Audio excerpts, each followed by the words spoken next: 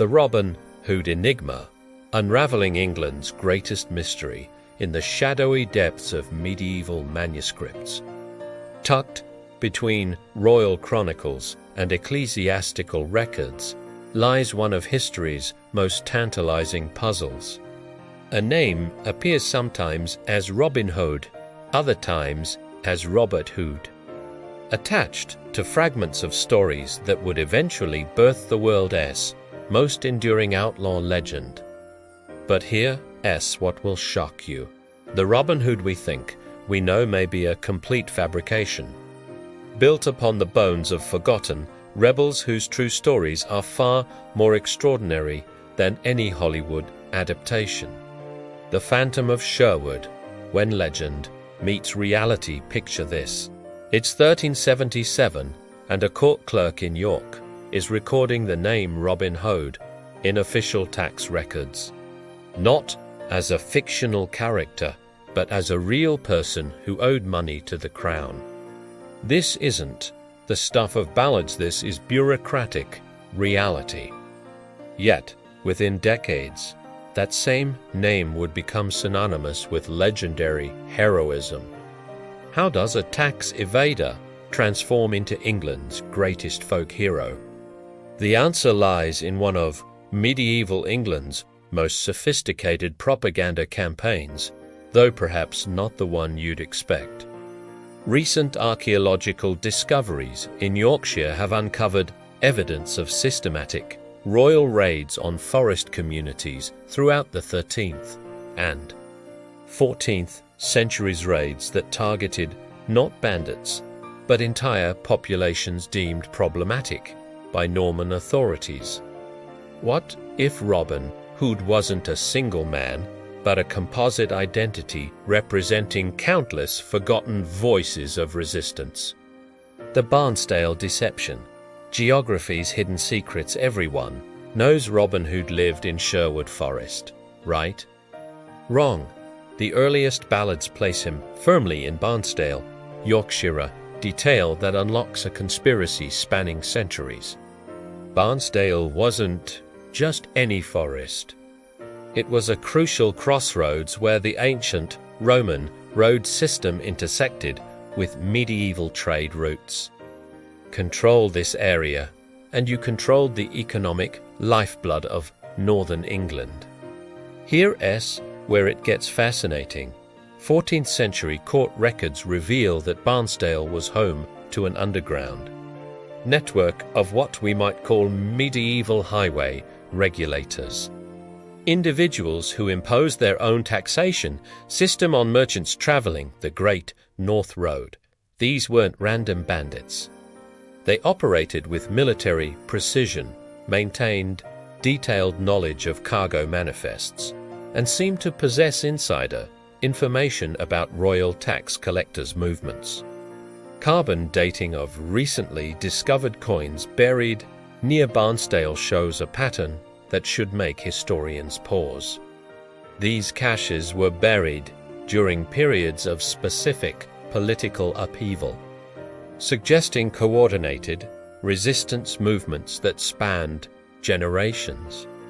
The Robyn Hode legend may have been medieval England's way of preserving the memory of organized rebellion against economic oppression. The Piers-Plowman connection, literature as revolutionary code. In 1377, the same year our mysterious Robyn Hode appears in tax records.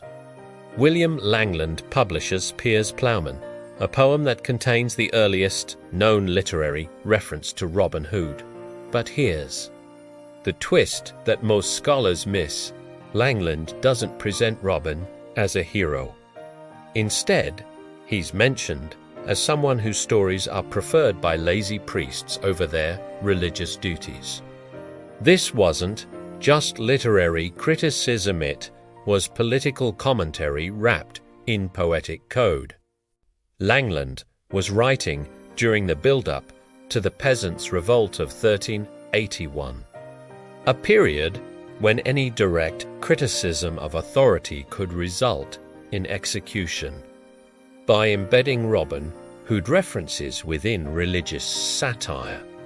He was signaling to readers that these weren't just entertainment stories, but coded messages about social justice and resistance.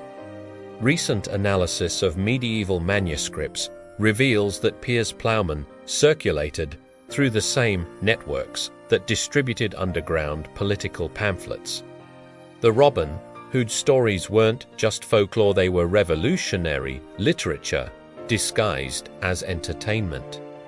The yeoman's gambit, class warfare in medieval England, here's what Hollywood gets catastrophically wrong. Robyn Hode wasn't nobility forced into exile. The earliest ballads explicitly describe him as a yeomaner, member of England's emerging middle class who owned land but lacked aristocratic title. This detail transforms everything we thought we knew about the legend's social dynamics. Medieval yeomen occupied a precarious position in feudal society.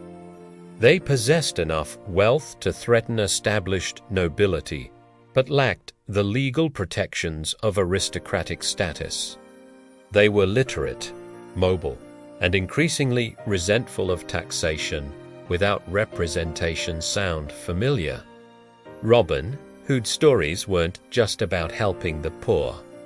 They were about class warfare between an emerging middle class and entrenched aristocracy. Archaeological evidence from 14th century. Yeoman households shows widespread ownership of military equipment far exceeding legal requirements. These weren't farmers. They were a proto-militia class preparing for conflict. The Robyn Hode legend may have served as both inspiration and instruction manual for organized resistance. The sheriff's secret, corruption as system, not aberration. The Sheriff of Nottingham wasn't just a convenient villain, he represented something far more sinister. Medieval sheriffs were essentially tax farmers, purchasing their positions from the crown and recouping their investment through local taxation. This system incentivized corruption and created natural antagonists for communities like those in Barnsdale. Newly discovered sheriff account books from the 14th century reveal systematic embezzlement on a staggering scale. Sheriffs regularly reported inflated military expenses while pocketing the difference. Manipulated court records to seize property from political enemies and maintained private armies that operated outside royal oversight. The corrupt sheriff wasn't a plot device, it was documentary reality. But here's the truly explosive revelation. Some of these account books contain references to payments made to Forrest. Informants and irregulars. Were sheriffs actually hiring the very outlaws they claimed to be hunting? The evidence suggests a complex relationship between official law enforcement and forest communities that challenges everything we thought we knew about medieval justice. The Marian mystery, when women ruled the Greenwood, made Marian doesn't appear in any ballad before the 16th century. Yet her absence from early Robyn Hode stories may be the most revealing detail of all. Medieval forest communities operated under different social rules than mainstream feudal society. Archaeological evidence from forest settlements shows unusual patterns of female property ownership and what appears to be more egalitarian gender roles. Could the later addition of Marian represent not a romantic subplot, but a historical memory of women's leadership roles in resistance movements that were systematically erased from official records?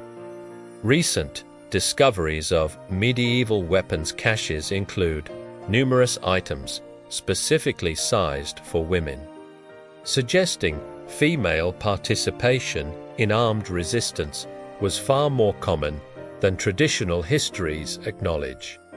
The enduring enigma, why Robyn Hode still matters 8 centuries after the first Robyn Hode appeared in tax records, we're still debating his identity. Perhaps that's exactly the point. The Robyn Hode legend succeeds not despite its historical ambiguity, but because of it. By remaining undefined, it becomes infinitely adaptable, a mirror reflecting each generation's understanding of justice, authority, and resistance. Recent DNA analysis of remains found in Barnsdale and Sherwood suggests these areas hosted diverse populations, including Welsh, Scottish, and even continental European settlers.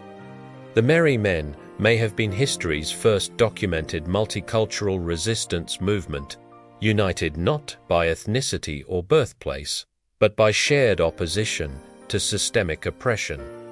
Robyn Hode endures because he represents something that transcends historical specificity. The eternal human struggle between institutional power and individual conscience. Whether he existed as one man, many men, or no man at all matters less than what he represents, proof that even in history's darkest chapters, someone, somewhere, was fighting back.